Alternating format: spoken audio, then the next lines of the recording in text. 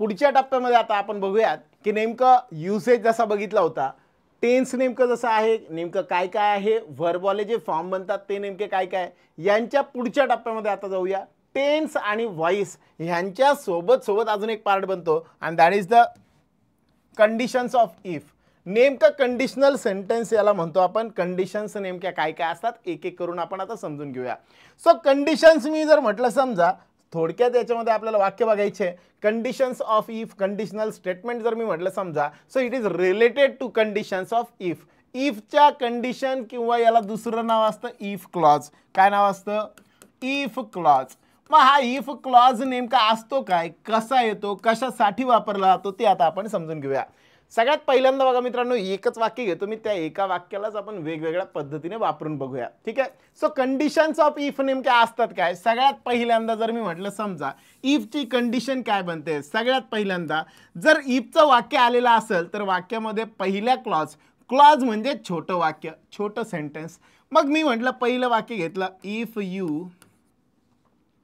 If you open the door,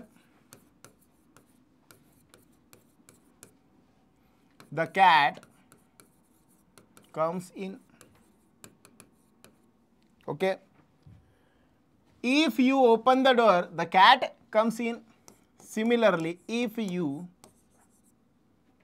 study hard,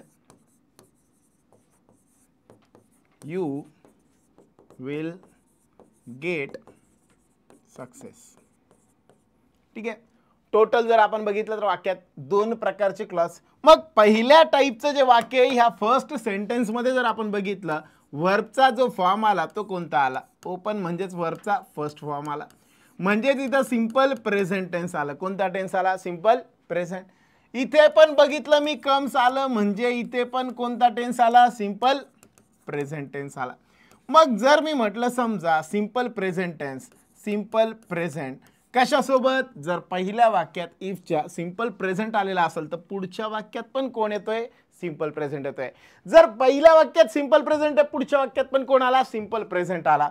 दुसरा जर बघितला आपण, पहिल्या वाक्यात सिंपल प्रेझेंट टेन्स आलंय, सिंपल प्रेझेंट, पण इकडे आलं simple future tense, simple future tense.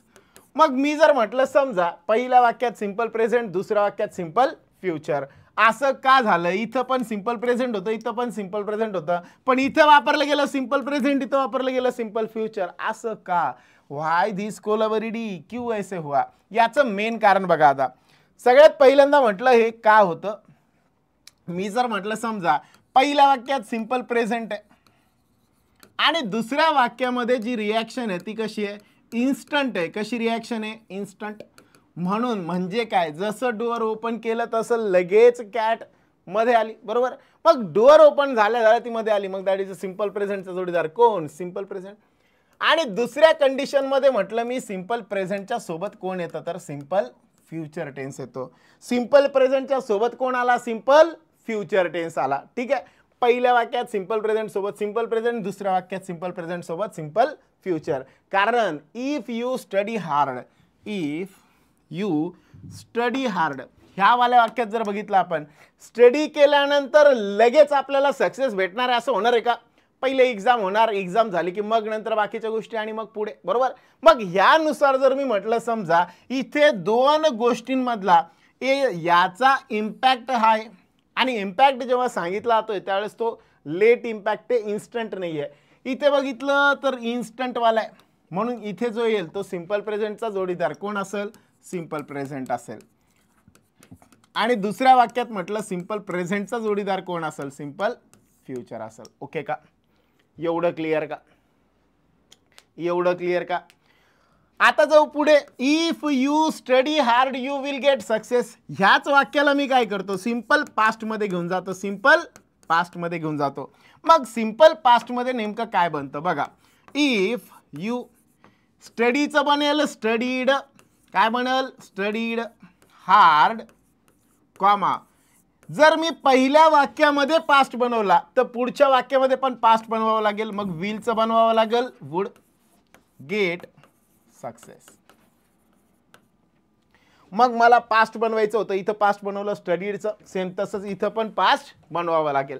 Same way मी म्हटलं समजा याला मी बनवलं परफेक्ट पास्ट. काय बनवलं? Perfect past. म्हणजे इथं बनल इफ यू. इथं परफेक्ट पास्ट बनवायचं आहे म्हणजे काय करायचं? हॅड वापरायचं आहे. मग हॅड स्टडीड हार्ड कॉमा इथं पण काय बनणार आहे? जसं इकडे आपण टू हॅवचे फॉर्म्स ऍड केले सेम तसे इकडे सुद्धा कोण यायला पाहिजे? यू वुड हॅव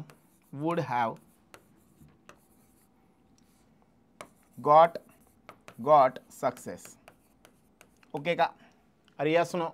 मग मी जर म्हटलं पहिल्या वाक्यात परफेक्ट पास्ट वापरला तर पुढच्या वाक्यामध्ये सुद्धा कोण आला? वुड हॅव प्लस V3 आला म्हणजे व्हर्बचं तिसरं फॉर्म. मग यावरनं मी म्हणू शकतो सिंपल पास्ट जर आलेला असेल तर पुढच्या वाक्यात वुड प्लस V1 यायला पाहिजे. वुड सोबत व्हर्बचं पहिलं फॉर्म यायला पाहिजे. दुसऱ्या टाईपमध्ये मी म्हटलं समजा इथे जर परफेक्ट पास्ट असेल, पास्ट परफेक्ट असेल तर अशा केसमध्ये पुढे वुड हॅव सोबत व्हर्बचा किती फॉर्म यायला पाहिजे? थर्ड वाला फॉर्म यायला पाहिजे. कळतंय का? या पद्धतीने जर मी म्हटलं तर या इफच्या कंडिशन्स ज्या आहेत त्या बनतील. सगळ्यांना क्लिअर का? अरे यस नो. सबको समझ में आ रहा है? चारही पण कंडिशन्स कळल्या का? एकदा जस्ट बघून घ्या. मग आता यानुसार जर मी म्हटलं समजा if you had studied hard, यालाच मी काय करतो पुन्हा एकदा अजून कसं पद्धतीने लिहिता येतं ते एकदा सांगतो. हे जे हॅड आहे ते हॅड उचलायचं आणि समोर लिहायचं इफ काढून टाकायचं. हॅड यू स्टडीड हार्ड पुढे काय येईल? यू सेम जसं तसं would have got success. Okay. मग यानुसार जर मी म्हटलं समजा वाक्यामध्ये जर पहिल्या वाक्यात हॅड यू असं आलेलं असेल आणि इफ इथे मिसिंग असेल तर समजून घ्या ही इफचीच कंडिशन आहे. कारण हॅड यू स्टडीड हार्ड दिसायला भले हे इफ सारखंच दिसतं पण याच्यामध्ये इफ मिसिंग असतं. या वाक्यामध्ये सुरुवात कशाने झाली? हॅडने झाली. कशाने झाली? हॅडने. आणि जेव्हा जेव्हा ऑक्झिलरी वर्ब किंवा हेल्पिंग वर्बने सुरुवात होती तेव्हा शेवटी क्वेश्चन मार्क असतं, इंटरोगेटिव्ह टोन असतो. पण इथं जर बघितलं तर क्वेश्चन मार्क दिसत नाही पण टोन मात्र इंटरोगेटिव्ह असतो. का बरं असं? याचं कारण आहे याची सुरुवात कशाने झालेली आहे? हॅडने झालेली. ओके का? मग ह्याच वाक्याला if you had studied hard याच वाक्याला आपण असं पण लिहू शकतो. हा टोन आणि हा टोन मग वेगळा का बरं झाला सर? याचं कारण हे दोन वेगवेगळे टोन वेगवेगळे इम्पॅक्ट जे आहेत ते दाखवतात. जसं की मी म्हटलं पहिला जो आहे तो काय इम्पॅक्ट दाखवतो? पहिला सांगतो, पहिला एक वेगळा टोन आहे. If you had studied hard you would have got success. म्हणजे पहिला जो टोन आहे तो आईचा टोन आहे, normal tone. If you had studied hard you would have got success. जर तू अभ्यास केला असतास बाळा तर तुला सक्सेस भेटलेलं असतं. दुसरं मी म्हटलं समजा had you studied hard you would have got success. खरंच का? हा जो टोन आहे हा कोणाचा टोन आहे? वडिलांचा टोन आहे. जरा विचार स्वतःला, खरंच अभ्यास केलाय का? जर केला असता तर तुला सक्सेस मिळालेला असतं, राईट. आणि याच्यामध्ये मध्ये 2-3 वेळेस बीप बीप बीप वाचणार, बरोबर, कारण वडिलांचा टोन आहे ना. अरे यस नो. मग जर मी म्हटलं ह्यामध्ये आणि ह्यामध्ये काय फरक आहे? हा मम्मीचा टोन, आईचा टोन, हा वडिलांचा टोन. म्हणजेच जर इफच्या वाक्याला हार्श बनवायचं असेल, थोडं कठोर बनवायचं असेल तर आपण याचा वापर करतो. ओके का? अरे यस नो. एवढं सगळ्यांना क्लिअर का? मग कंडिशन्स ऑफ इफ मी शॉर्टमध्ये एक्सप्लेन करतो बघा. पहिलं शॉर्टमध्ये सांगतो काय असणार आहे. शॉर्टमध्ये समजा मी म्हटलं कंडिशन्स ऑफ इफ किती आहे? मग 4 कंडिशन्स आहे. मग कोणत्या कोणत्या कंडिशन आहे? पहिली कंडिशन सिंपल प्रेझेंट जर वाक्यामध्ये आलेला असेल आणि पुढच्या वाक्यात इन्स्टंट रिॲक्शन असेल तर तिथं आला पाहिजे सिंपल प्रेझेंट. पण रिॲक्शन कशी पाहिजे? इन्स्टंट वाली. कशी पाहिजे? इन्स्टंट वाली. ठीक आहे. दुसरं मी म्हटलं समजा सिंपल प्रेझेंट आलेला असेल, सिंपल प्रेझेंट, आणि पुढच्या वाक्यामध्ये सिंपल फ्युचर आलं पाहिजे. पण कधी? जर इन्स्टंट रिॲक्शन नसेल तर. इन्स्टंट नसेल तर. ठीक आहे. त्यानंतर मी म्हटलं सिंपल पास्ट आलेला असेल, सिंपल पास्ट, तर पुढच्या वाक्यात यायला पाहिजे वुड प्लस वर्बचं पहिलं फॉर्म, वुड प्लस V1. आणि जर परफेक्ट पास्ट असेल, परफेक्ट पास्ट, तर अशा केसमध्ये यायला पाहिजे would have plus V3 plus वर्बचं किती फॉर्म? तिसरं फॉर्म. ओके का? सो या पद्धतीने पूर्ण 4 कंडिशन्स ज्या आहेत त्या बनतील. सगळ्यांना क्लिअर एवढ्या? अरे यस नो? इफच्या एवढ्या 4च कंडिशन आहे. यातच फक्त काही गोष्टी ज्या आहेत त्या बदलतात. कशा बदलतात त्या एक एक करून आता आपण समजून घेऊया. ठीक आहे. मग आता जर मी म्हणलं समजा यातली लास्ट वाली कंडिशन आपण बघितली, याच्यात इफ असतं, त्या इफलाच आपण कशाने रिप्लेस करू शकतो? हॅडने रिप्लेस करू शकतो. ही झालं एक. बरोबर. अजून युसेज मध्ये मी म्हटलं समजा तर काय बनतं बघा. आता एक वाक्य घेतलं, if you study hard you will get success. बरोबर. हे वाक्य आपण घेतलं होतं. आता मी काय केलं, या यूच्या ऐवजी वापरलं I. If I study hard. ठीक आहे. काय करतो मी इथं? If I study hard. आता काय होणार सांगा? आय सोबत विल येणार का शल येणार रे? शल. का बरं? का बरं? कारण आय सोबत आपण विल पेक्षा कुणाला प्रेफर करतो? शलला. बरोबर. मग त्यानुसार जर मी म्हटलं इथं आय असतं तर इथं काय आलं असतं? शल आलं असतं. मग जर हे असेल, यामध्ये मी असं म्हणू शकतो का, जे सेकंड कंडिशन मध्ये विल आलं होतं, काय म्हणू शकतो मी? सेकंड कंडिशन मध्ये जे विल आलं होतं त्या विलला रिप्लेस करणारे शल, कॅन किंवा मे जे मॉडेल ऑक्झिलरी आहेत ते सुद्धा आपण वापरू शकतो. अरे यस ऑर नो? म्हणजे I can get success, you can get success, you may get success किंवा you shall get success. You shall पेक्षा यू विल जास्त प्रेफर केलं जाईल. ओके. आणि तिसरा प्रकार याच्यामध्ये अजून म्हटलं होतं आपण, वुड आलेलं होतं. काय आलेलं होतं? वुड. मग त्या वुडला रिप्लेस करायला कोण कोण येऊ शकतात? एक तर शुड येऊ शकतो, कॅनचं पास्ट टेन्स म्हटलं तर कुड येऊ शकतो, आणि मेचं म्हटलं तर माइट येऊ शकतो. ओके का? अरे यस नो? सबको समझ में आ रहा है? मग ओव्हरऑल म्हटलं तर एवढ्या 3 गोष्टी याच्यामध्ये बनू शकतात. आता एक चौथी गोष्ट अजून, जर मी म्हटलं if I dash the CM I would change the scenario. बरोबर. काय वाक्यामध्ये दिलेलं बघा, if I dash the CM I would change the scenario, आणि ऑप्शन दिले if I was, if I were, if I shall, if I will. काय यायला पाहिजे? मग आपण पुढच्या वाक्यात जर बघितलं तर इथं काय आलेलं आहे? काय आलेलं आहे? वुड आलेलं आहे. मग आपण इकडे शिकलो होतो वुड प्लस V1 आलं म्हणजे तिथे कोणता टेन्स वापरायचा आहे? Simple past. म्हणजे इथं सिंपल पास्ट यायला पाहिजे. मग इथं 2 ऑप्शन बनले, वॉज किंवा वेअर, बाकी कट झाले. अरे यस नो? मग आता या 2 पैकी मला जर वापरायचं आहे तर मी कोणता वापरला पाहिजे? आय सोबत कोण येतो? वॉज. म्हणून इथं वापरलं पाहिजे वॉज, असं बरेच जणांना वाटेल. अरे यस नो? पण रियालिटी मध्ये तिथं वॉज येत नाही, तिथं येतो कोण? वेअर. का बरं? याचं कारण नेमकं काय बघा. आता इफ आय वॉज म्हटलं म्हणजे काय बनल? हे बनल ऍक्च्युअल वालं पास्ट. काय बनल? ऍक्च्युअल वालं पास्ट. जर मी म्हटलं इथं वुड आलेलं आहे म्हणून मला कंडिशनल कंपल्सरी काय इथं वॉज किंवा वेअर पैकी एक आला पाहिजे, कारण पास्ट टेन्स वाली कंडिशन आहे. अरे यस नो? मग मी जर म्हटलं मला इथं वॉज किंवा वेअर पैकी एक वापरायचं आहे, इफ आय वॉज वापरलं तर ते ऍक्च्युअल वाली पास्ट होईल. पण ऍक्च्युअल मध्ये असं होतं का? सीएम होतो का? नव्हतो. हेच मी म्हटलं समजा इफ आय शल किंवा विल म्हटलं म्हणजे ऍक्च्युअल मधलं फ्युचर बनल, पण आपल्याला फ्युचर पण पाहिजे का? नाही. मग या केसमध्ये इमॅजिनरी पास्ट असतो. कोणता past? Imaginary past. What is the meaning of imaginary past? असा पास्ट की जो काय इमॅजिनरी आहे, म्हणजे होईल किंवा नाही, पण असं होऊ शकलं असतं. म्हणजेच काय, लहानपणी आपल्याला एक एसे रायटिंग असायचं बघा, मी पंतप्रधान झालो तर, आठवतंय? मग त्याच्यामध्ये आपण लिहायचो मी पंतप्रधान झालो तर मी शाळेला असं बदलून टाकलेलं असेल, हे केलेलं असेल, ते केलेलं असेल, ज्या ज्या शिक्षकांनी मला त्रास दिलाय त्यांना शाळेतून हाकलून दिलेला असेल वगैरे. बरोबर. म्हणजे लिहिताना किंवा बोलताना आपण कसं बोलायचं असं की ती ऍक्शन ऑलरेडी आपण आहे, पण रियालिटीमध्ये ते घडलेलं होतं का? बिलकुल नाही. कळतंय सगळ्यांना? सबको समझ में आ रहा है?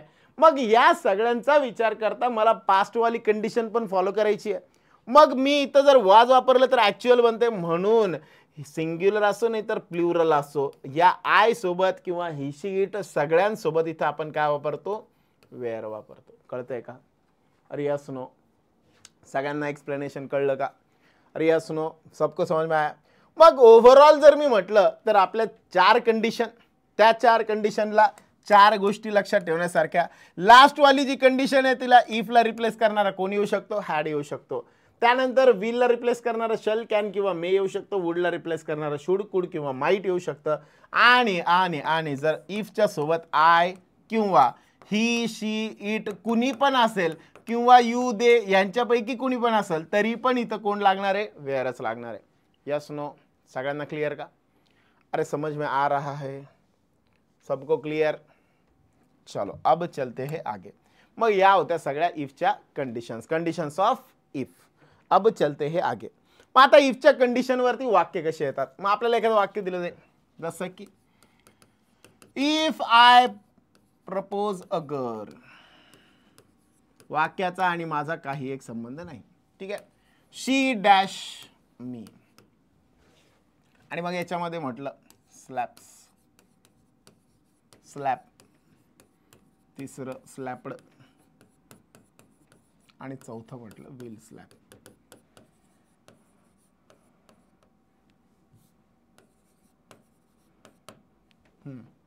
सांगा काय यायला पाहिजे. पहिले तर रिॲक्शन बघा कशी आहे, इन्स्टंट आहे का वेळ लागणारी आहे. If I propose a girl she dash me. काय करणार रे, स्लॅप.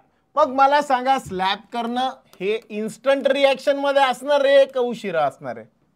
लगेच स्लॅप करेल ना. स्लॅप म्हणजे काय, रिजेक्शन आहे. अरे यस नो.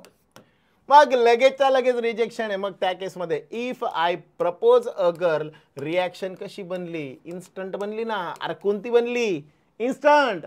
मग इन्स्टंट रिॲक्शन असेल तर आपण काय म्हटलं तर सिंपल प्रेझेंटला जोडीदार कोण, सिंपल प्रेझेंट. मग सिंपल प्रेझेंट मध्ये इथं कोण यायला पाहिजे, स्लॅप्स.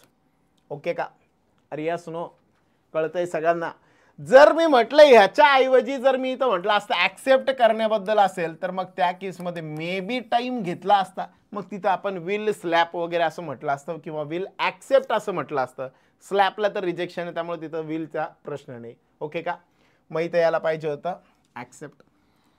जर मी म्हटलं समजा इफ यू हॅड पार्टिसिपेटेड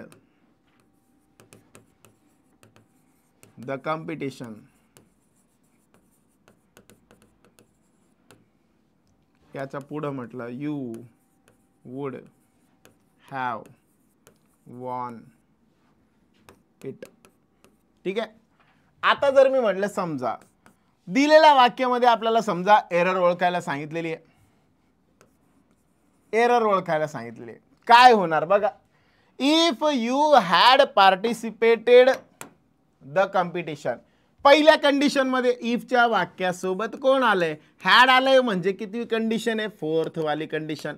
म्हणजे इफच्या सोबत जर हॅड आलेला असेल तर पुढच्या वाक्यामध्ये कोण आलं पाहिजे, वुड हॅव प्लस व्हर्बचा तिसरा फॉर्म.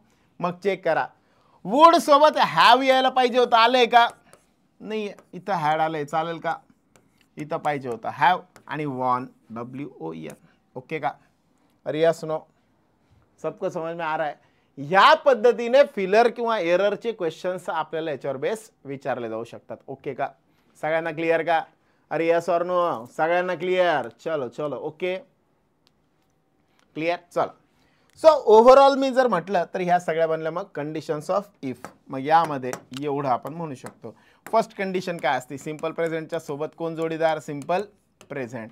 दुसरी कंडिशन सिंपल प्रेझेंटच्या सोबत सिंपल फ्युचर पण इन्स्टंट रिॲक्शन नसेल तर. तिसरा प्रकार सिंपल पास्टच्या सोबत कोण येणार, वुड प्लस V1. आणि इकडे आपण बघितलं सिंपल नाही, परफेक्ट पास्टच्या सोबत would have plus V3. Okay का? सगळ्यांना क्लियर का? अरे यस नो, सबको समझ में आया. चलो. सो हे सगळे होते कंडिशन्स ऑफ इफ. आता आपण पुढच्या टप्प्यामध्ये जाऊ. Degree of comparison. Degree of comparison काय असतं, कंपॅरेटिव्ह डिग्री म्हणजे नेमकं काय, सुपरलेटिव्ह डिग्री म्हणजे काय, पॉझिटिव्ह डिग्री म्हणजे काय. डिग्री समजण्यासाठी आपण एकदम सोप्या पद्धतीने समजून घेऊया डिग्री नेमकं काय असतं. सगळ्यात पहिल्यांदा डिग्री म्हणजे काय समजून घ्या. Degree means to measure something. Degree जिथे कुठे येतो त्याचा अर्थ काय असतो, काहीतरी मेजर करायचंय, degree means to measure something, education measure करण्यासाठी डिग्री, बरोबर. मग त्या पद्धतीने degree means to measure something, to measure. मग जर मी म्हटलं समजा इंग्लिश लँग्वेज मध्ये काय मेजर केलं जातं, इंटेन्सिटी ऑफ सेंटेन्स. काय मेजर केलं जातं, इंटेन्सिटी ऑफ सेंटेन्स. सेंटेन्सची इंटेन्सिटी मेजर केली जाते. काय मेजर केलं जातं, सेंटेन्सची इंटेन्सिटी. मग जर मी म्हटलं समजा डिग्री ज्या वेळेस मी म्हणतोय त्या वेळेस to measure intensity of sentence, सेंटेन्सची इंटेन्सिटी जी आहे ती मेजर केली जाणार आहे. मग अशा केसमध्ये मी म्हटलं इंटेन्सिटी म्हणजे काय, तीव्रता. मग ती कशी मोजतात, ती मोजतात ऍडजेक्टिव्ह नुसार. मग ऍडजेक्टिव्ह म्हणजे काय असतो, असा शब्द जो नाउन किंवा प्रोनाउन बद्दल एक्स्ट्रा इन्फॉर्मेशन देतो त्याला म्हणतात ऍडजेक्टिव्ह. जसं की मी म्हटलं समजा she was beautiful, she was beautiful. Okay, आता इथं ब्युटिफुल हा शब्द जो आहे तो काय करतोय, ऍडजेक्टिव्ह म्हणून काम करतोय. कशाचं काम करतोय, ऍडजेक्टिव्ह म्हणून काम करतोय. म्हणून शी वॉज ब्युटिफुल ह्यामध्ये जर आपण बघितलं तर काय बनतंय, ऍडजेक्टिव्ह वाला फॉर्म बनतोय. कोण, ब्युटिफुल. कोण, ब्युटिफुल. मग आता ब्युटिफुल हा झाला ऍडजेक्टिव्ह. नॉर्मली असणं ब्युटिफुल, पण ह्याच्यापेक्षा जास्त आहे कंपेअर करायची मला, मग अशा केसमध्ये मोर ब्युटिफुल म्हटलं असतं, मोर ब्युटिफुल. आणि ह्याच्यापेक्षा जास्त असेल तर म्हटलं असतं मोस्ट ब्युटिफुल. मग हे मोर आणि मोस्ट नेमकं काय असतं, मोर आणि मोस्ट नेमकं काय असतं, मग हे आता आपण एक एक बघूया. मोर म्हणजेच असतो कंपॅरेटिव्ह वाला फॉर्म. कोणता फॉर्म, कंपॅरेटिव्ह. आणि मोस्ट वाला जो फॉर्म असतो त्याला म्हणतो आपण सुपरलेटिव्ह वाला फॉर्म. कोणता फॉर्म, सुपरलेटिव्ह वाला फॉर्म. ओके का. मग आता मी म्हटलं समजा कंपॅरेटिव्ह काय, सुपरलेटिव्ह काय, हे सगळंच्या सगळं आपण एकदा सोप्या वेळेने इकडे बघून घेऊ. मी एका चार्ट मध्ये डिग्रीज ऑफ कंपॅरिझन पूर्णच्या पूर्ण एक्सप्लेन करतो, नीट समजून घ्या. नंतर त्याच्यावर बेस वाक्य आपण कन्सिडर करूयात. रेडी सगळेजण. सो सगळ्यात पहिल्यांदा 3 टाईपचे फॉर्म असतात ऍडजेक्टिव्हचे. एक असतो पॉझिटिव्ह, दुसरा असतो कंपॅरेटिव्ह, आणि तिसरा प्रकार म्हटलं तर दॅट इज द सुपरलेटिव्ह. मग आता हे 3 वेगवेगळे फॉर्म झाले. मग याच्यातला हायेस्ट असतो सुपरलेटिव्हचा. याच्यामध्ये आलेला असतं द, मोस्ट असतं किंवा EST असतं. ठीक आहे, EST किंवा मोस्ट. आणि इकडे असतो मोर किंवा ER. ठीक आहे, आणि इथं असतं रूट वालं म्हणजे सो ॲज किंवा ॲज मध्ये आलेला ॲडजेक्टिव्हचा फॉर्म. याच्यामध्ये पहिला टाईप घेऊ आपण, टाईप ए.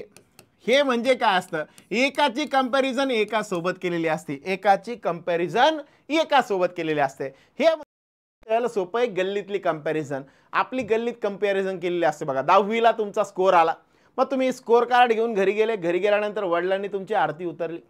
म्हणजेच काय, स्कोर आपला कमी आलेला आहे, राईट. 49, 48 मार्क मिळाले. मग तुम्ही आले तेवढ्यात तुमच्या गल्लीमधली हुशार असणारी टॉपर किंवा टॉपरी म्हणा, मग ती आली, आणि ती आल्यानंतर जी आहे ती आली पेढे घेऊन आली, आणि तिने पेढे दिले तुमच्या वडिलांना, सांगितलं मला 99% मिळाले. मग ती निघून गेली आणि मग वडील तुमच्यावर चिडले, आणि वडील तुम्हाला म्हणताय की बघ तिला 99 पडले, तुला 49. आणि मग तुम्ही म्हणता की नाही, तिला बघून बघूनच मला 49 पडले.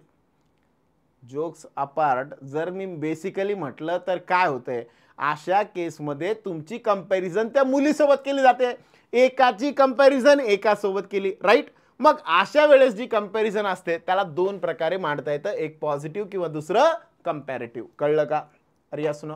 मग बेसिकली डिग्री वापरताच कशासाठी, तर एकमेव reason, in order to compare. कशासाठी वापरलं जातं, कंपॅरिझन करण्यासाठी वापरलं जातं. ओके का, सगळ्यांना क्लिअर. मग आता टाईप ए मध्ये काय असतं, जर वाक्यामध्ये नॉट आलेला असेल, जर पॉझिटिव्ह डिग्रीमध्ये नॉट आलेला असेल तर इकडे नॉट काढून टाकायचा, आणि जर नॉट नसेल तर नॉट काय करायचा, ऍड करायचा. यांचं सुपरलेटिव्ह होत नाही. मग आता मी काय करतो, 2-3 वाक्य घेतो, वाक्यानुसार समजून घेऊ आपण. ठीक आहे, समजा पहिलं वाक्य घेतलं, रामा नको Ram, Rajeshwar is more handsome than Rajeshwar Someshwar. Someshwar. ठीक आहे, काय होईल आता बघा, सध्या डिग्री कोणती आहे? कंपॅरेटिव्ह. कशावरनं कळलं? मोर हँडसम. ठीक आहे. आता याला मला पॉझिटिव्ह डिग्री बनवायची आहे. काय बनणार बघा, तिकडचा पहिले घेऊन टाका. कोण बनेल? सोमेश्वर. काय बनल? सोमेश्वर इज, इथं ऑलरेडी नॉट आलेलं होतं का? नव्हतं आलेलं. मग ते नॉट काय करायचं? ऍड करायचं. सोमेश्वर इज नॉट सो किंवा as. Always keep in mind, not आला तर सोला प्रेफर करायचं, ॲजला नाही. मग बनल not so handsome as, so handsome as कोण? Rajeshwar. So handsome as Rajeshwar. ठीक आहे.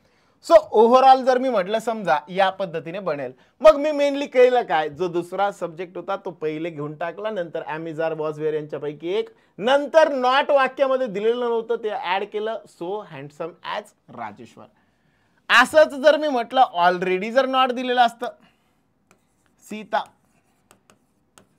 Was not more spunky, not spunkier. Spunkier म्हणजे स्पंकी काय असतं? Spunky means brave. SPUNKY. Spunky means brave, brave. बरोबर. मग जर मी म्हटलं समजा Sita was not spunkier than Gita. Okay का? मग आता काय बनेल बघू. मग मी म्हटलं सेकंड आलेला सब्जेक्ट कोण होता? गीता. कोण आलं second? Geeta. Geeta was already. आता कोण आलेलं आहे? नॉट आलेलं आहे. नॉट को रिमूव्ह करतो. स्पंकियरचं साधं बनल as spunky, SPUNKY. As spunky as कोण? सीता. ओके का? अरे ओके का? सबको समझ में आया? कळतंय? मग ह्यात जर मी म्हटलं मेनली केलं काय लक्षात ठेवण्यासारखं एवढंच, जर नॉट नसेल तर नॉट ऍड करायचं, नॉट आलेला असेल तर नॉट रिमूव्ह करून टाकायचं. आणि ही कंपॅरिझन दोघांमधलीच असते. सुपरलेटिव्ह म्हणजे सगळ्यात भारी, एक नंबर, सगळ्यात मस्त. मग सगळ्यात भारी म्हणण्यासाठी तिथे सगळे पाहिजे होते ना. सीता आणि गीतामध्ये कंपॅरिझन केली आहे, मग सगळ्यात भारी असं म्हणणं पॉसिबल आहे का? नाही. सगळ्यात म्हणण्यासाठी तिथं मिनिमम सगळे लोक असले पाहिजे ना, 3 किंवा 3 पेक्षा 4 जास्त लोक. मग जर मी म्हटलं ते इथं नसतात, म्हणून याचं सुपरलेटिव्ह बनवलं जात नाही. मग दुसरा प्रकार येतो टाइप बी मध्ये. टाइप बी मध्ये मग याच्यात काय करायचंय? जर पॉझिटिव्ह डिग्री असेल तर नो अदरने सुरुवात करायची. कशाने सुरुवात करायची? No other. कंपॅरेटिव्ह डिग्री मध्ये बनणार दॅन एनी अदर. काय बनणार? Than any other. आणि इकडे बनणार द प्लस EST किंवा मोस्ट. सेम तेच इकडे पण आहे, इकडे पण आहे. दॅन एनी अदर सोबत मोर किंवा ER वापरलं जाईल. सेम टाइप सी सुद्धा. Very few. मी हे सगळे एक एक वाक्य घेऊन एक्सप्लेन करतो. व्हेरी फ्यू आणि इथं दॅन एनीच्या ऐवजी येणार दॅन मेनी अदर. इकडं वन ऑफ द च्या ऐवजी काय येणार? One of the. आणि बाकी सगळं सेम. ओके का? अरे ओके का? सो एवढा पार्ट जो आहे तो आपल्याला याच्यामध्ये बघायला भेटतो डिग्रीमध्ये. आता याला नेमकं कसं ते एक एक करून समजून घेऊ. आता समजा मी एखादं वाक्य घेतलं, रामन्ना. कोण से अन्ना? Ramanna is happier than any other boy. Any other boy. बरोबर. आता मी काय केलं? दॅन एनी अदर बॉय म्हटलं. आता काय होणार आहे? रामन्ना सारखा दुसरा कोणी हॅपी आहे का? नाही. मग याला सुपरलेटिव्ह बनवा. ते बनवतं कसं? Ramanna, Ramanna is is. हॅपियरचं काय बनणार आहे? हॅपीएस्ट. काय बनणार आहे? हॅपीएस्ट. दॅन एनी अदर म्हटलं होतं, त्याच्याऐवजी वापरायचं द, पण ते वापरायचं ॲडजेक्टिव्हच्या आधी. मग Ramanna is the happiest boy. बरोबर. हे बनलं सुपरलेटिव्ह. आणि याचंच पॉझिटिव्ह बनलं तर सुरुवात करायची no other boy is as happy as कोण? कौन से अन्ना? रामन्ना. ओके का? अरे या सुनो, सभी को क्लियर? कुणाला काही प्रॉब्लेम, काही डाऊट लक्षात येतंय? सगळं टप्प्याटप्प्याने एक एक गोष्ट क्लिअर करत चला. आणि यामध्येच तिसरा प्रकार म्हटलं मी. समजा मी म्हटलं Murali is the Murali is more honest than एनीच्या ऐवजी आता वापरलं मी मेनी अदर बॉईज. ठीक आहे, काय बनणार आता, काय बनणार बघा. मोर ऑनेस्ट म्हटलेलं आहे. ठीक आहे, रियालिटी नाहीये, वास्तविकता नाही. काय बनल, मुरली. इज मोर निघून जाईल, मोरच्या ऐवजी येणार most honest. Than many other आलेले आहे, त्याच्या ऐवजी यायला पाहिजे वन ऑफ द. काय यायला पाहिजे, वन ऑफ द. मागच्या वाक्यामध्ये जर आपण बघितलं तर तिथे काय होतं, दॅन एनी अदर होतं, म्हणून आपण इथं वापरलं होतं फक्त द. आता इथं कोण आलेलं आहे, दॅन एनीच्या ऐवजी दॅन मेनी, बरोबर. आणि म्हणून इथं आपण वापरलं पाहिजे कोण, वन ऑफ द. ओके का, मोस्ट ऑनेस्ट आणि उरलं कोण, बॉईज लिहून टाका. ओके का. फ्रॉम दिस नेमकं होतं काय, मी असं म्हणू शकतो याला कंपॅरेटिव्ह मधून पॉझिटिव्ह मध्ये घेऊन चाललो. Very few boys are as honest as कोण, मुरली. ओके का, अरे यस नो, सबको समझ में आ रहा है. मग ह्यामध्ये मी काय केलं बघा, very few boys are as honest as Murali आणि मागच्या वाक्यामध्ये नो अदर म्हटलं होतं. मग हे टाईप बी आणि सी मध्ये काय फरक असतो नीट समजून घ्या. हा टाईप बी होता, हा टाईप सी होता. मग ह्यांच्यामध्ये कंपॅरिझन जी असते दॅन एनी अदर वाली ती नेमके काय असते बघा. Ramanna is happier than any other म्हणजे काय, टोटल 60 लोक आहेत. किती लोक आहेत, 60. या 60 पैकी किती भारी, एकच भारी. मग त्यावेळेस त्याला म्हणायचं टाईप बी. आणि टाईप सी मध्ये काय असतं, 60 पैकी 10 लोक भारी आहे, 10 पैकी हा एक आहे, मग त्यावेळेस त्याला म्हणायचं टाईप सी. याला समजण्यासाठी नीट लक्षात ठेवा. एक एक्झाम्पल समजा घेतला, लेट्स कन्सिडर अन एक्झाम्पल. समजा, ठीक आहे, पहिली कंपॅरिझन आपण बघितले टाईप ए म्हणजे आपली घरातली किंवा गल्लीतली कंपॅरिझन. दुसरी कंपॅरिझन शाळेतली कंपॅरिझन. बघा 5वी ते 10वी आपल्या शाळेमध्ये एकच टॉपर किंवा टॉपरी फिक्स असायची. टॉपरी हा शब्द नसतो, उगा आपण म्हणतोय. ठीक आहे, मग जर मी म्हटलं टॉपर फिक्स असायचा, एकतर तो किंवा ती. आणि मग जो टॉपर असेल त्या टॉपरला काय केलं जायचं, आपले सगळे कट झालेले मार्क त्याचं नाव बघून त्याला भेटलेले असायचे, राईट. आणि मग हा 5वी पासून 10वी पर्यंत 1 नंबरला, कळतंय. मग असा 60 लोक आहे, 60 पैकी किती जण भारी, एकटा भारी. मग त्यावेळेस त्याला म्हणणार आपण टाईप बी वाला. ठीक आहे. आणि तिसरा प्रकार, कॉलेजला आले आता सगळे. मग कॉलेजला आल्यानंतर असं टॉपर कोण राहिलं का, टॉप 5 ची लिस्ट, टॉप 10 ची लिस्ट, असं लिस्ट बनली ना, कारण वेगवेगळ्या शाळांमधनं टॉपर्स आलेले होते. अरे यस नो. मग ह्यानुसार जर मी म्हटलं समजा, तर तिथं आपल्याला काय बनतं, टॉपरची लिस्ट बघायला भेटते. मग एकतर ती टॉप 5 ची लिस्ट असेल, टॉप 10 ची लिस्ट असेल, अशी कोणती ना कोणती एक लिस्ट बघायला भेटते. मग त्यावेळेस त्याला जे आपण कन्सिडर केलं ते काय असणार, तिथे आपण म्हणणार टाईप सी. म्हणजे टोटल 60 पैकी 10 लोक हुशार आहे, 10 पैकी हा एक आहे, असा म्हणून जो टाईप बनतो that is the C type. Okay का. मग यानुसार म्हटलं मी तर हे झालं डिग्री. पण मग आता युसेज नेमका काय असतो यांचा नीट समजून घ्या. आता यांची खरी गंमत आहे. जर मी म्हटलं समजा ह्यांच्यापैकी कोणता पण एक वापरला, समजा मी म्हटलं टाईप ए बी सी.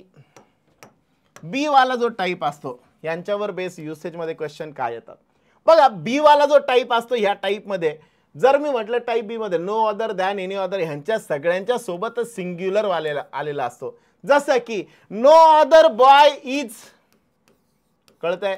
मग नो अदर सोबत कोण आलं, बॉय आलं. दॅन एनी अदर बॉय आणि he is the best boy. पण हे जर मी म्हटलं सी टाईप मधले कोणता पण एखादा घेतला तर ह्यांच्या सोबत कंपल्सरी बॉईज येणार. वापरून बघा, वापरून बघा. Very few boys are than many other boys आणि one of the best boys. कळतंय का. ह्या पद्धतीने जर मी म्हटलं टाईप सी जर आलेला असेल तर तिथे आपल्याला प्लुरल वाला फॉर्म वापरायचा आहे. आणि जर म्हटलं समजा टाईप बी वाला फॉर्म आलेला असेल तर इथं आपल्याला कंपल्सरी कोण वापरायचा आहे, सिंग्युलर वापरायचा आहे. कोण वापरायचा आहे, सिंग्युलर वापरायचा आहे. क्लियर का. अरे या सुनो, सबको समझ में आ रहा है, कळतंय का. अरे कळतंय का, सो या पद्धतीने आपण यांना म्हणू शकतो. अब चलते हैं आगे. आता जाऊया पुढच्या टप्प्यात. मग आता जर मी म्हणलं समजा हे संपलं म्हणजे संपलं का? बिलकुल नाही. अजून काही शब्द असतात बघा ऑलरेडी इन हायेस्ट डिग्री. कोणत्या डिग्रीमध्ये असतात? हायेस्ट डिग्रीमध्ये. मग जसं की मी म्हटलं समजा, ह्याला मी छोटं करून टाकतो, दिसतंय? ठीक आहे. आता जर मी म्हटलं समजा काही शब्द असे असतात की जे ऑलरेडी इन हायेस्ट डिग्री असतात. हायेस्ट डिग्री जसं की मी म्हटलं समजा आताच म्हटलं टॉपर. टॉपरला मोअर टॉपर, मोस्ट टॉपर असं काही नसतं. द टॉपर म्हटलं जातं, त्याला सुपरलेटिव्ह कन्सिडर केलं जातं. याचं कारण आहे टॉपर हा शब्द मुळातच काय आहे? हायेस्ट डिग्रीमध्ये. मी जर म्हटलं एक्सिलेंट, एक्सिलेंट म्हणजे काय? The best. मग परत याची डिग्री चेंज करता येईल का? मोअर किंवा मोस्ट नाही वापरता येणार. मी म्हटलं परफेक्ट, परफेक्ट याची पण डिग्री चेंज नाही होणार. मी म्हटलं युनिक, युनिकची पण डिग्री बदलणार नाही. मोर युनिक किंवा मोस्ट युनिक असं काही बनणार नाही. ओके का? आणि या सगळ्यांच्या व्यतिरिक्त मी जर म्हटलं अजून काय येतं तर इम्पोर्टेड वाले ॲडजेक्टिव्ह येतात. What is the meaning of imported adjective? Imported adjective म्हणजे काय? हे बाहेरून बोलवलेले. ज्या ज्या ॲडजेक्टिव्हच्या शेवटी कोण आलेलं आहे? IOR. लाईक सुपेरियर, काय म्हणतो आपण त्याला? सुपेरियर. अँटोनिम बनेल कोण याचा? इन्फेरियर. जर मी म्हटलं समजा इंटेरियर, एक्सटेरियर यासारखे शब्द. या व्यतिरिक्त मी म्हटलं समजा superior, inferior, interior, exterior, posterior, anterior.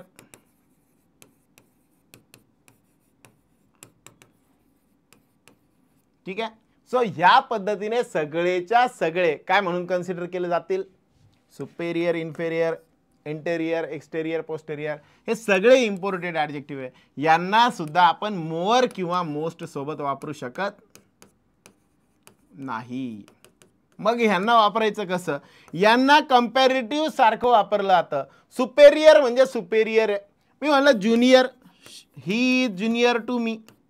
Junior म्हटलं किंवा सिनियर म्हटलं याचा पण अर्थ काय? सिनियर म्हणजे सिनियर आहे. ज्युनियर म्हणजे mower junior, max most junior असं काही मला म्हणता येईल का? कधीच नाही. मग ज्युनियर आहे नाही तर सिनियर आहे या पद्धतीने. म्हणून यांच्यासोबत मोअर किंवा मोस्ट येत नाही, कारण कंपॅरिझनसाठी यांच्याकडे दॅन आलेला नसतो. त्याच्याऐवजी कोण आलेला असतो? टू आलेला असतो. कोण आलेला असतो? टू. मग मी जर म्हटलं समजा ह्यांच्यासोबत दॅन कधीच येणार नाही. कोण येणार रे? टू येणार रे. मग मी म्हटलं superior, inferior, inferior to, superior to, posterior to, anterior to येणार, दॅन येणार नाही. सेम असंच मी जर म्हटलं समजा प्रेफर. प्रेफर नावाचा शब्द आहे हा ॲक्च्युअल प्रायर सारखा IOR ने एंड होणारा. प्रायर.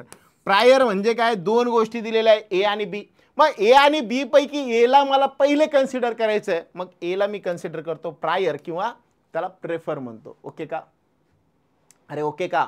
मग त्यानुसार जर मी म्हटलं समजा हे प्रेफर करणं जे असतं ते म्हणजेच प्रायर आहे. म्हणून प्रेफर सोबत पण दॅन येत नाही. प्रेफर सोबत कंपल्सरी कोण येतो? टू येतो. टू येतो. मग जसं की मी म्हटलं समजा I prefer black to white. कळतंय? I prefer black to white. Black to म्हटलं इथं, ब्लॅक दॅन व्हाईट नाही म्हटलं. ठीक आहे. सो या पद्धतीने. ओके का? या व्यतिरिक्त असे सगळेच्या सगळे बनतात डिग्रीच्या फॉर्ममध्ये. ॲडजेक्टिव्हला जे वापरण्यासारखे आहेत ते असे आहेत. ओके का? सगळ्यांना क्लिअर? लक्षात आलं? यांच्यासारखं अजून काय बनतं? मी जर म्हटलं समजा दोन पॅरलली डायरेक्टली प्रोपोर्शनल गोष्टी असतील म्हणजे काय? एक गोष्ट इन्क्रीज झाली दुसरी पण वाढते, मग त्यावेळेस त्याला आपण म्हणतो डायरेक्ट प्रपोर्शन. जसं की मी म्हटलं समजा लग्नामध्ये खर्च भरपूर झाला, कस्टमर्सकडनं जमा करायचा. मग जर मी म्हटलं त्या केसमध्ये जेवढं लग्न मोठं तेवढा खर्च मोठा. मग ज्यानुसार मी म्हणू शकतो याला कंपेअर करताना कसं केलं जातं? The mower you earn, the more you earn, the more you spend, the more you spend. जर मी म्हटलं समजा एका लग्नाच्या खर्चामध्ये सगळ्या दुनियेचे लग्न झाले असते गरीब लोकांचे, बरोबर, मग जर मी म्हटलं त्या केसमध्ये पण जेवढी अर्निंग जास्त तेवढी स्पेंडिंग जास्त, कळत आहे का? अर्निंग वाढली स्पेंडिंग वाढली, जेवढी अर्निंग जास्त तेवढी स्पेंडिंग जास्त. मग यानुसार जर मी म्हटलं the more you earn the more you spend, मग जेव्हा दोन डायरेक्टली प्रपोर्शनल गोष्टी बोलल्या जातात तेव्हा द सोबत ER किंवा मोर आलेला असतो किंवा द सोबत पुन्हा ER किंवा मोर आलेला असतो. ओके का? क्लिअर सगळ्यांना? आणि या व्यतिरिक्त अजून काय बनतं? जर मी म्हटलं समजा वाक्यामध्ये दोनच जण असतील, किती लोक असतील? दोन. ह्यांच्यासाठी सुपरलेटिव्ह डिग्री कधीच येत नाही, सुपरलेटिव्ह ॲडजेक्टिव्ह कधीच येत नाही. ह्यांच्या सोबत कंपल्सरी कोण आला पाहिजे? एक कंपॅरेटिव्ह किंवा पॉझिटिव्ह. मग मी म्हटलं समजा between Sita and Geeta, Sita is more, Sita is the tallest. आता बघा किती जणांची कंपॅरिझन आहे? बिटवीन म्हटलं म्हणजे दोन जणांची कंपॅरिझन आहे. किती जणांची? दोन जणींची. मग एक आहे सीता, दुसरी आहे गीता. मग सीता इज द टॉलेस्ट, दोघांपैकी कोण टॉलेस्ट म्हटलेलं आहे? सीताला म्हणलं ना. मग आता मला सांगा दोनच जण आहे, मग त्यांच्यामध्ये सुपरलेटिव्ह डिग्री पॉसिबल आहे का? नाही. मग अशा ठिकाणी वापरला जातो टॉलर. काय वापरला जातो? मग Sita is the taller, Sita is the taller असं आपण म्हणू शकतो. ओके का? रिया सुनो, सबको समझ में आ रहा है? कळत आहे का? मग ही थेरी जर मी म्हटलं समजा मित्रांनो काय करतोय आपण थेरीच्या फॉर्ममध्ये क्वेश्चन्स आन्सर्स भरपूर भेटतील, पण आपल्याला पूर्ण एक्सप्लेनेशन एक्झामला जाण्याच्या आधी जेवढं आपण शिकलेलो आहे त्याला सगळंच्या सगळं शॉर्टमध्ये रिवाइज करता येतंय. क्विक रिव्हिजन ज्याला म्हणतो आपण त्या टाईपमध्ये जेवढं ग्रामर झालेलं आहे, जे शिकलेलो आहे त्यातलं जे गरजेचं आहे सध्यापुरतं, तर ते वाला पार्ट आपण ग्रामरचा पटपट क्विक रिव्हिजनच्या फॉर्मॅटमध्ये आपण कव्हर करून घेतोय. ठीक आहे? ओके, चलो अब चलते हैं आगे. आता जर मी म्हणलं समजा या पद्धतीने वापरता येईल, मग इथे आपला संपतो पार्ट डिग्रीचा. कोणता पार्ट संपतो? डिग्रीवाला. मग पहिले आपण बघितलं टेन्सवाला पार्ट, नंतर बघितला व्हॉइस, नंतर बघितला आपण डिग्रीवाला पार्ट आणि कंडिशन्स ऑफ इफ. ठीक आहे? आता याच्या पुढच्या टप्प्यात जाऊया मित्रांनो. याच्या पुढच्या टप्प्यात आपल्याला बघायचं आहे पार्ट्स ऑफ स्पीच मधला सब्जेक्ट जो असतो तो म्हणजेच नाउन किंवा प्रोनाउन, नाउन किंवा प्रोनाउन. मग प्रोनाउन आपण हळूहळू शिकू. सध्या आपण नाउन वाला पार्ट जो आहे तो बघून घेऊ. नाउन नेमकं काय असतं? It is the name of person, place or thing. मग याच्यातला बाकी सगळा पार्ट शिकण्यापेक्षा फक्त युसेज साठी जो लागतो तेवढा पार्ट आपण शिकून घेऊया. नाउन म्हणजे नेमके कोणकोणते टाईप असतात? पहिला असतो कॉन्क्रीट वाला नाउन आणि दुसरा असतो ॲब्स्ट्रॅक्ट वाला नाउन. मग ॲब्स्ट्रॅक्ट म्हणजे काय? इमोशन्स, फिलिंग्स ज्याला म्हणतो. आणि कॉन्क्रीट म्हणजे काय? कॉन्क्रीट म्हणजे जे दिसतं आपल्याला बघा, जे फिजिकली एक्झिस्ट करतं त्याला म्हणतात आपण कॉन्क्रीट. आणि जे एक्झिस्ट करत नाहीये, जे फिजिकली नाही दिसत आहे, अशा गोष्टींना आपण म्हणतो ॲब्स्ट्रॅक्ट. मग इमोशन्स असतील, क्वालिटी असतील, त्यांना आपण कशामध्ये कन्सिडर करतो? ॲब्स्ट्रॅक्ट मध्ये कन्सिडर करतो. ठीक आहे? मग त्यानुसार आता मी म्हटलं कॉन्क्रीट नेमकं काय असतं? कॉन्क्रीट काय असतं? कॉन्क्रीटचे पण वेगवेगळे प्रकार पडतात. मग त्यात पहिला प्रकार कॉमन नाउन, नंतर येतो प्रॉपर नाउन, नंतर येतो कलेक्टिव्ह वाला आणि last one that is the material. याच्यात सगळ्याच्या सगळ्या गोष्टी आपल्याला पाठ करत बसायची गरज नाही. जेवढं गरजेचं आहे तेवढं नीट बघून घ्या, बस तेवढंच आपण याच्यात बघूया.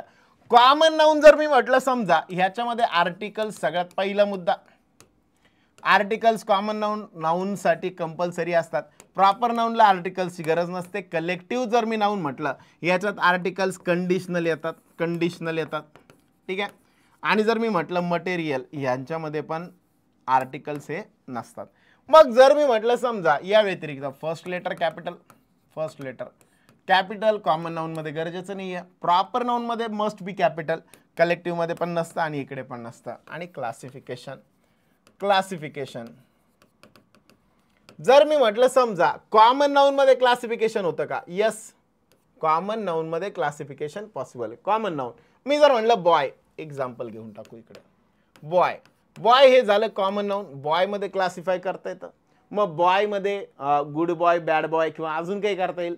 सिंग्युलर प्लुरल असं सुद्धा म्हणता येतं. एक असेल तर बॉय, भरपूर असतील तर बॉईज. इकडं मात्र प्रॉपर नाऊन मध्ये आपल्याला क्लासिफिकेशन करता येतं का? जर मी म्हटलं पर्सनचं एखादं नाव, बॉय म्हणजे संदीप मी कन्सिडर केलं, संदीप, ठीक आहे. मग आता जर मी म्हटलं त्याला क्लासिफाय करता येईल का? एकच पर्सन आहे, त्याला काय क्लासिफाय करणार? नंतर येतं कलेक्टिव्ह नाऊन. यांचे दोन क्लासिफिकेशन होतात. एक वाला असा की ज्यांचं सिंग्युलर प्लुरल बनतंय, आणि असा दुसरा प्रकार की ज्याचं सिंग्युलर प्लुरल बनत नाही. आता हे काय नवीनच ताप आला बाबा, नीट समजून घ्या. जर मी म्हटलं समजा कलेक्टिव्ह नाऊन म्हणजे काय असतं, एक एक करून आपण समजून घेऊ. मी इथं म्हटलं समजा फ्लॉक, आणि लास्ट वाला म्हटलं मी गोल्ड एक्झाम्पल, आणि याच्यामध्ये क्लासिफिकेशन होत नाही. आता नीट समजून घ्या सगळे. रेडी सगळेजण? सगळ्यात पहिल्यांदा डेफिनेशन काय असते? कॉमन म्हणजे काय? जे 100% सगळे फीचर्स कॉमन आहे त्यांच्यासाठी common noun. Proper noun individual असतो, इंडिव्हिज्युअलचं नाव म्हणजे प्रॉपर नाऊन. कलेक्टिव्ह म्हणजे ग्रुपला उद्देशून म्हटलेलं असतं. आणि material means naturally occurring substance. Naturally आपल्याला काही सबस्टन्सेस सापडले तर त्यांना आपण काय म्हणतोय? Natural substances. यांना आपण म्हणतो मटेरियल नाऊन, ठीक आहे. मग यानुसार मी म्हटलं समजा कॉमन नाऊन म्हणजे काय? बॉय, गर्ल, मॅन, विमेन या टाईप मधले शब्द सगळे झाले कॉमन नाऊन. प्रॉपर नाऊन म्हणजे काय? मॅनचं नाव संदीप, वुमेन, गर्ल म्हटलं मी दीपाली, बरोबर, ह्या टाईप मध्ये. सो ते बनतील proper noun. First letter proper नाऊनचं कंपल्सरी कॅपिटल असतं. कलेक्टिव्ह नाऊन काय असतं हे महत्वाचं, नीट समजून घ्या. कलेक्टिव्ह ग्रुप ज्यावेळेस असतो, लाईक मी म्हटलं समजा हर्ड ऑफ डिअर्स, मग डिअर्सचा हर्ड असणार, त्याला उद्देशून आपण म्हणतो काय? कलेक्टिव्ह वाला नाऊन. मी म्हटलं बंच ऑफ कीज, भरपूर कीज आहे त्यांचा बंच, त्याला म्हणणार आपण कलेक्टिव्ह नाऊन, ठीक आहे. In the same way material noun काय असतं? Naturally occurring substance, water, air ह्या टाईपचे सबस्टन्स, किंवा गोल्ड म्हटलं, सिल्वर म्हटलं, यांचं रूटवालं फॉर्म जे असतं त्यानुसार याला म्हटलं जातं मटेरियल नाऊन, ठीक आहे. मग जर मी म्हटलं समजा सिंग्युलर आणि प्लुरल हा काय प्रकार आहे इथं, तो समजून घेऊ. मग आता मी म्हटलं कलेक्टिव्ह नाऊन आलं. फ्लॉक ऑफ बर्ड्स, एकच फ्लॉक आहे म्हणजे पक्षी उडतायत. उडत असताना एकच फ्लॉक दिसला त्यावेळेस त्याला म्हणणार आपण फ्लॉक. पण भरपूर असतील तर फ्लॉक्स पण होतं ना. अरे यस ऑर नो? मी म्हटलं बंच ऑफ की, एक बंच आहे कीजचा, ठीक आहे. पण हेच मी म्हटलं बंचेस ऑफ कीज, हे पण होऊ शकतं. मग असे ज्यांचे ज्यांचे सिंग्युलर प्लुरल होऊ शकतात ते सगळेच्या सगळे सिंग्युलर प्लुरल म्हणून कन्सिडर केले जातील. आणि त्यातले जे जे सिंग्युलर असतात त्यांच्यासाठी आर्टिकल्स कंपल्सरी असतात. म्हणजे काय बघा, आता मी म्हटलं आताच बंचचं बंचेस होऊ शकतं, राईट. मग त्यातला बंच जो आहे त्या बंचच्या आधी सिंग्युलर, मग त्याच्या आधी मी अ बंच असं म्हणू शकतो. I have a bunch of keys, right. हेच मी म्हटलं समजा भरपूर बंचेस असतील मग तिथं आर्टिकल वापरण्याची गरज नसणार. पण काही कलेक्टिव्ह नाऊन असे सुद्धा असतात की जे कलेक्टिव्ह नाऊन फक्त आणि फक्त एकटे वापरले जातात. मग जसं की मी म्हटलं समजा पीपल, PEOPLE, पीपल मी ज्यावेळेस म्हणतो त्यावेळेस ते ऑलरेडी प्लुरल आहे, त्याचं सिंग्युलर होणं पॉसिबल आहे का? नाही.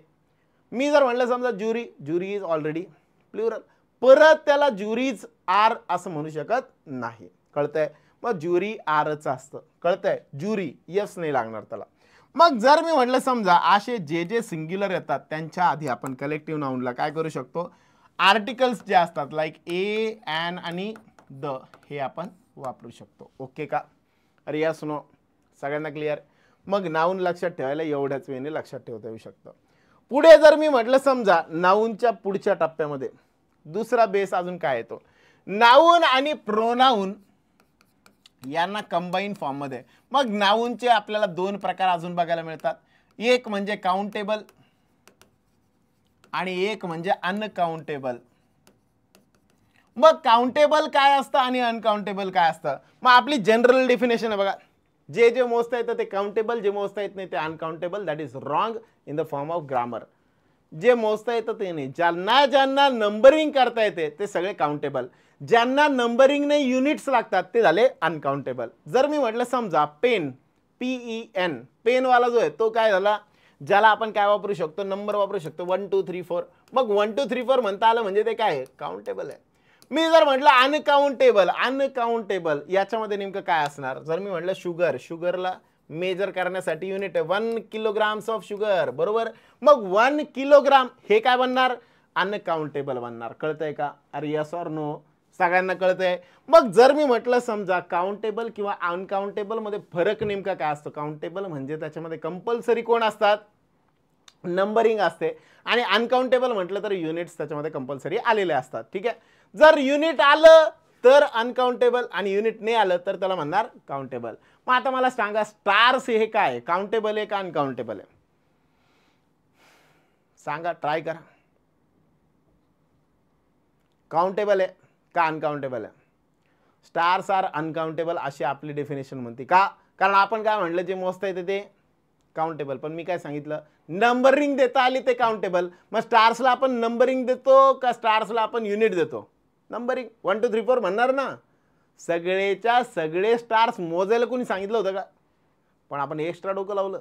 एक्स्ट्रा डोकं लावायचंच नाही. कळतंय? साधं सरळ सांगितलं काय, आपल्याला नंबरिंग देता येते का युनिट लागतात? मग नंबरिंग लागते म्हणून आपण नंबरिंग लागते म्हणून त्याला काउंटेबल मध्ये कन्सिडर करतो 1 2 3 4 मध्ये. कळतंय? आणि ज्यांना ज्यांना आपण नंबरिंग लावतो त्यांना त्यांना शब्द आपण वापरतो मेनी. काय वापरतो? मेनी.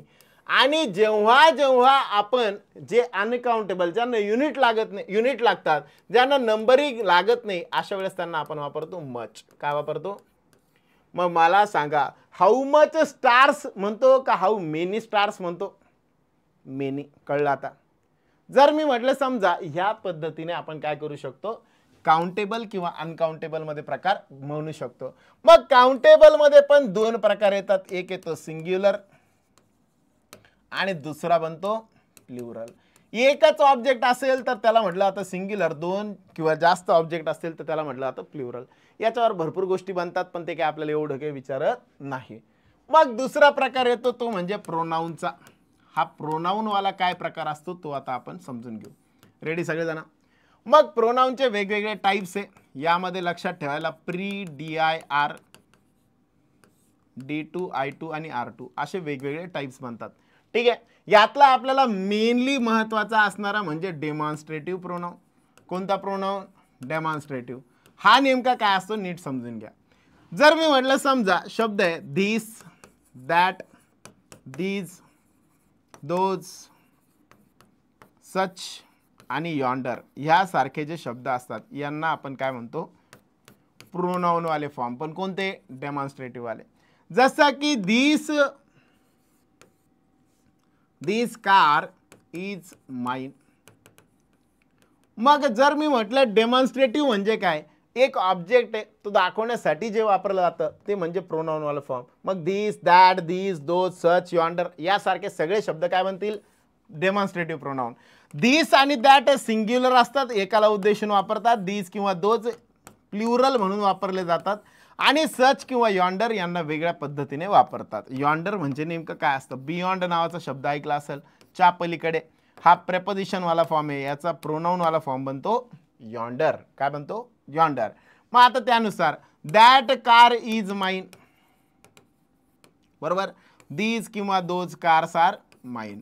मग जर मी म्हटलं समजा ह्यांच्या केसमध्ये दीज किंवा दोज सोबत मला प्लुरल वाला फॉर्म आला पाहिजे आणि दॅट किंवा दीज सोबत मला सिंग्युलर वाला फॉर्म आला पाहिजे.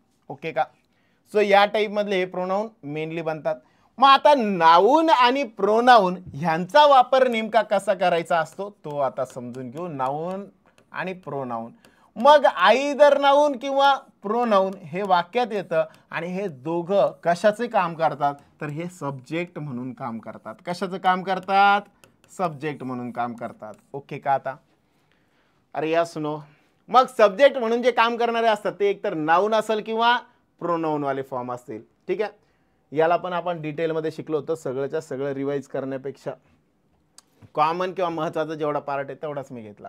मग आता याच्यावर बेस दुसरा एक चॅप्टर बनतो that is called as subject verb agreement. आता झालं काय? जे सब्जेक्ट व्हर्ब ॲग्रीमेंट म्हणतो आपण हे म्हणजे काय? These are nothing but the rules. सगळेच्या सगळे रूल्स आहे. पण हे सगळेच्या सगळे लक्षात ठेवण्यापेक्षा सोप्यात त्यातले जे जे गरजेचे ते आपल्याला माहिती असणं गरजेचे, बरोबर. मग जसं की मी म्हटलं समजा एक असतो बघा अलॉंग विथ, विथ किंवा अलॉंग विथ, ठीक आहे. मग मी जर म्हटलं समजा वाक्यामध्ये अलॉंग विथ जर आलेला असेल तर या केसमध्ये सब्जेक्ट जो आहे तो पहिला कन्सिडर केला जातो. अँड ज्या वेळेस येतो त्यावेळेस सब्जेक्ट जो आहे तो ॲडिशन सारखा कन्सिडर केला जातो. जर मी ऑर म्हटलं तर सबस्टिट्यूट म्हणून कन्सिडर केला जातो, एकमेकांना रिप्लेस करणारा सबस्टिट्यूट म्हणून, ठीक आहे. हेच जर मी म्हटलं आयदर ऑर किंवा नायदर नॉर ह्यांच्यासाठी पण सेम त्याच पद्धतीने वापरलं जातं. मग नेमके हे सब्जेक्ट नुसार वर्ब नेमके कोणते वापरायचे याचा चॅप्टर म्हणजे सब्जेक्ट वर्ब ॲग्रीमेंट. जसं की मी म्हटलं समजा teacher along with students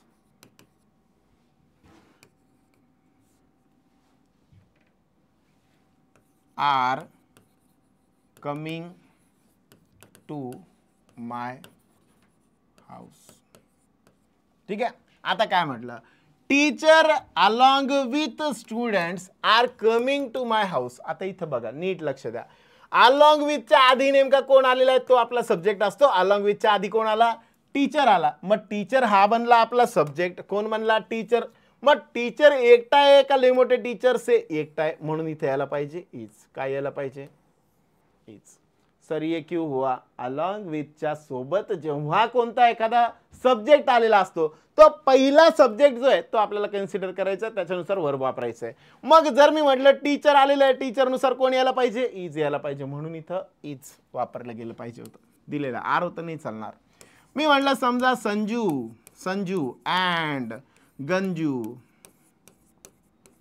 R friends, काहीच फ्रेंड्स आर फ्रेंड्स, कारण अँडनी कनेक्ट झालं तर 1+1 2 जण झाले आणि 2 जण झाले तर काय वापरायला पाहिजे, आर. ओके का. सेम असंच मी म्हटलं समजा संजू और गंजू इज सिलेक्टेड. म्हणजे काय, जर आयदर ऑर किंवा ऑर कन्सिडर केलेला असेल तर नंतरचा सब्जेक्ट आपल्याला मेनली कन्सिडर करायचा असतो. इथं जर प्लुरल असतं तर आर वापरलं असतं. ओके का. या पद्धतीने आयदर ऑर आणि नायदर नॉर साठी सेम त्याच पद्धतीने नंतरचा सब्जेक्ट. ओके, सगळ्यांना क्लिअर. आता पुढे जर मी म्हटलं समजा मग यांना या व्हर्बच्या फॉर्म सोबत कसं कसं अजून वापरलं जातं. मग जर मी म्हटलं समजा बिटवीन आणि अमंग यांच्याशी रिलेटेड अजून काही गोष्टी असतात. सब्जेक्ट व्हर्ब ॲग्रीमेंट मध्ये जर मी म्हटलं अजून भरपूर गोष्टी येतात, कॉमनली जे आहेत ते याच्यातले आपण बघून घेऊयात. मी म्हटलं कधी कधी द शी रिलेटेड येतो बघा, the teacher and singer. The teacher and singer are coming here. आता जर मी म्हटलं समजा किती जण इथं बघा, जर द वाक्यामध्ये एका शब्दाला आणि परत अँड पण आलेला असेल, अशा केसमध्ये द जर एकदा आलं, कितीदा आलं, एकदा आलं, तर समजून घ्यायचा हा व्यक्ती ओनली वन आहे. किती आहे, ओनली वन. म्हणजे हे कुणाबद्दल बोललं जातं, एकाच व्यक्तीबद्दल की जो टीचर पण आहे आणि तो सिंगर पण आहे. लाईक आपले कोंगे सर टीचर पण आहे आणि सिंगर पण आहे. कळतंय का. मग the teacher and singer are coming. Wrong, एकच पर्सन आहे ना, मग एका पर्सन साठी तर कोण आला पाहिजे, इज आला पाहिजे. आता मी म्हटलं समजा the teacher and the singer. आता मला सांगा किती द आले, 2 द आले. म्हणजे द टीचर एक वेगळा शब्द आहे आणि द सिंगर एक वेगळा शब्द आहे. म्हणजे 2 वेगवेगळ्या पर्सन बद्दल बोललं जात आहे. कळतंय. आणि जेव्हा जेव्हा 2 वेगवेगळे पर्सन असतील तेव्हा अँडनी कनेक्ट झालेला असेल तर ॲडिशन होणार, 1+1 होणार 2 आणि 2 साठी लागतं कोण, आर. ओके का. अरे भाई कंसेप्ट क्लियर हो गई क्या, सबको समझ में आ रहा है. अरे कळतंय का.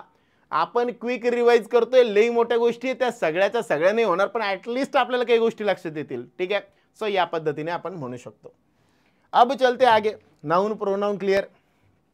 ॲडजेक्टिव्ह काय असतं, ॲडजेक्टिव्ह 3-4 वेगवेगळ्या प्रकारचे बनतात बघा. ॲडजेक्टिव्ह म्हणजे काय, एक ॲडजेक्टिव्ह म्हणजे असतं नाउनला किंवा प्रोनाउनला डिस्क्राइब करणार. ब्युटिफुल सारखे शब्द, बरोबर. मग हे डिस्क्राइब करतायत फक्त. जर दुसरं मी म्हटलं ॲडजेक्टिव्ह वाला फॉर्म, जसे नाऊनचे प्रकार असतात त्यानुसार बनतो. नाऊनचा प्रकार पहिला abstract.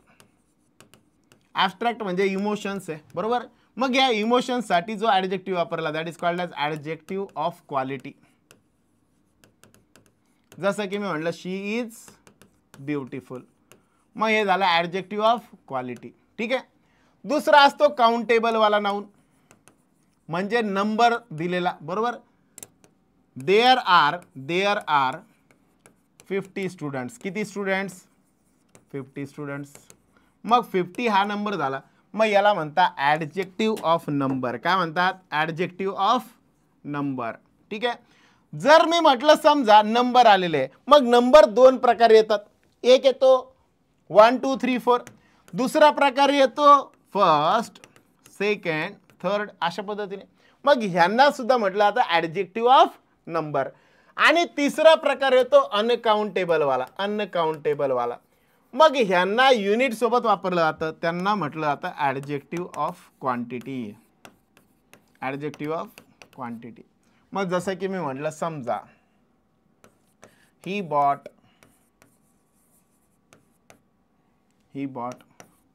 10 kilograms of sugar. Okay का? अरे या सुनो, क्लियर का? जनरली मी जर म्हटलं समजा नाउन वाला फॉर्म आहे. कोणता फॉर्म? नाउन वाला फॉर्म. याला जर मी ly लावलं, काय लावलं? ly, तर ते बनतं ॲडजेक्टिव्ह. Noun plus ly. मी म्हटलं फ्रेंड शब्द घेतला, फ्रेंड नाउन फॉर्म आहे, बरोबर. याच्या सोबत मी ly लावलं, फ्रेंडली. आता हा बनला adjective. I like her friendly behaviour, बरोबर. मग I like her friendly behaviour म्हटलं मी, मग फ्रेंडली हा शब्द काय बनला? ॲडजेक्टिव्ह बनला, बिहेवियर सोबत वापरला गेला. I like her friend behaviour म्हणू शकतो का? नाही. कळतंय का? मग मी फ्रेंड हा शब्द नाउन वाला फॉर्म आहे, त्याला ly लावलं, ते काय म्हणलं? ॲडजेक्टिव्ह बनलं. ओके का? अरे ओके का? ॲडजेक्टिव्ह लक्षात आला?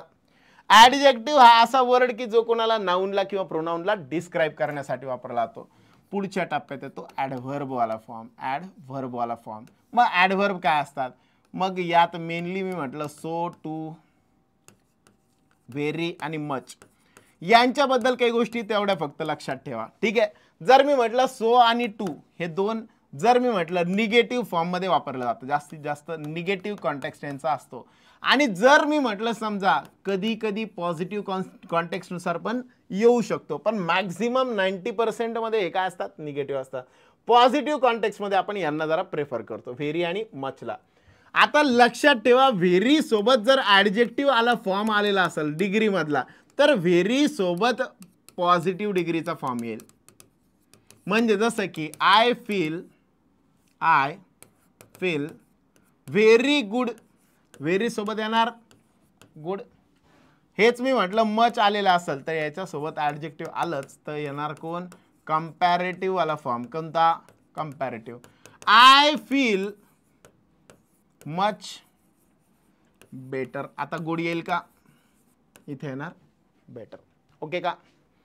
आणखी एक गोष्ट लक्षात ठेवा, व्हेरी इंटरेस्टिंग का व्हेरी इंटरेस्टेड.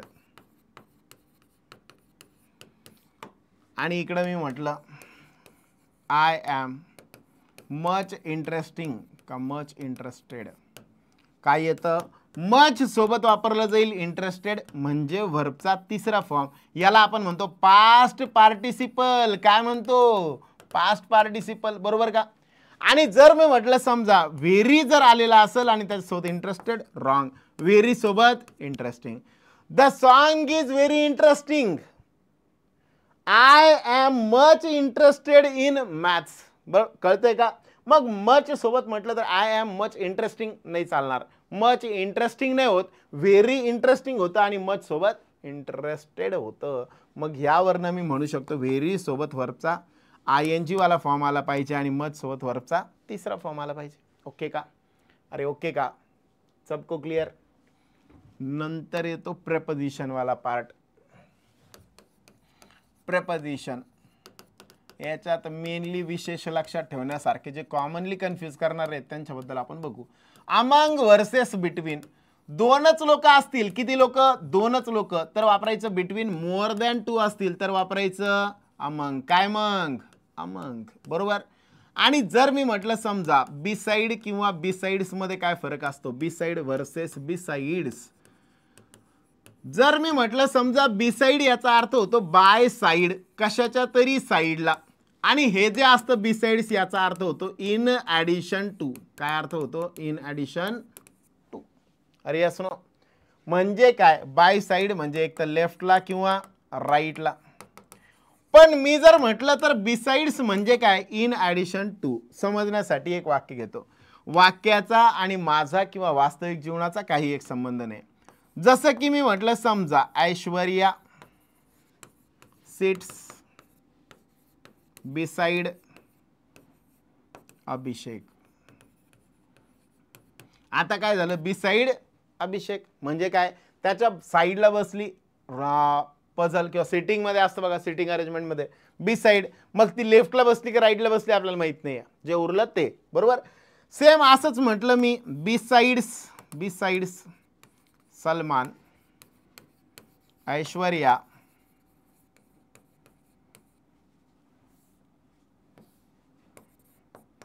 बिसाइड सलमान अभिषेक लव्स ऐश्वर्या. ओके का? मग आता जर मी म्हटलं समजा काय होणार आहे? बिसाइड्स सलमान अभिषेक लव्स ऐश्वर्या. हा अभिषेक वेगळा, ऐश्वर्या वेगळी आणि सलमान पण वेगळा. मग मी जर म्हटलं समजा हा सलमान आहे, याला लव्स ऐश्वर्या, पण ह्याच्या सोबत इन ॲडिशन टू अभिषेक म्हणजे सलमानला पण आणि अभिषेकला पण लव्स ऐश्वर्या. कळतंय का? अरे यस नो. सगळ्यांना क्लिअर? मग यावरनं बिसाइड्स म्हणजे काय बनतंय? In addition to. आणि बिसाइड म्हणजे काय बनतंय? By side. अजून लक्षात ठेवायला सोपं, वाक्याच्या मध्ये कुठेतरी आलेलं असेल तर बिसाइड येणार. वाक्याच्या स्टार्टिंगला आलेला असणार तर बिसाइड्स आला पाहिजे. कळतंय का? आणि the very very very very important that is the despite versus in spite. Despite सोबत ऑफ कधीच येत नसतं आणि इनस्पाइट सोबत ऑफ आल्याशिवाय राहत नसतं. इनस्पाइट सोबत कंपल्सरी कोण येतो? ऑफ येतो. मग हे डिस्पाइट किंवा इनस्पाइट असं असून सुद्धा मग ह्या टाइप मध्ये despite having money she is sad. आणि यालाच मी इनस्पाइटच्या फॉर्म मध्ये म्हणायचं तर in spite of having money she is sad असं आपण म्हणू शकतो. कळतंय का? अरे यस ऑर नो? सगळ्यांना क्लिअर? लक्षात येतंय? सो या पद्धतीने आपल्याला यांना दोघांना पण वापरता येऊ शकतं. क्लिअर? अरे क्लिअर का? सगळ्यांना क्लिअर? सो प्रेपोजिशन मध्ये अजून भरपूर बनतात जे कन्फ्युजिंग आहे, बरेचसे असतात, पण त्यातले मेन जे आहेत ते आपण नेमकं जे एक्झाम आहे त्या एक्झामच्या पॉईंट ऑफ व्ह्यूने आपण बघितले. सो ओव्हरऑल यांच्या व्यतिरिक्त अजून कंजंक्शन बनतं, इंटरजेक्शन बनतं. कंजंक्शन मधला पण भरपूर मोठा पार्ट आहे, वॉस्ट सिलेबस आहे, त्यामुळं त्यातला काही न बघता जेवढा आपल्याला जनरली लागणारा पार्ट आहे तो सगळ्याचा सगळा आपण ह्याच्यात कव्हर करून घेतलाय. ठीक आहे? सो लेक्चर्स तुम्हाला नक्कीच आवडेल, एक्झाम मध्ये नक्की याचा बेनिफिट होईल आणि जेवढं पण झालेला पार्ट आहे त्याचा नक्की तुम्हाला फायदा होईल to improve your English and to improve your English score. So all the best सगळ्यांना आणि खूप खूप चांगल्या पद्धतीने पेपर करा, सगळ्यांनी चांगलं सॉल्व करा.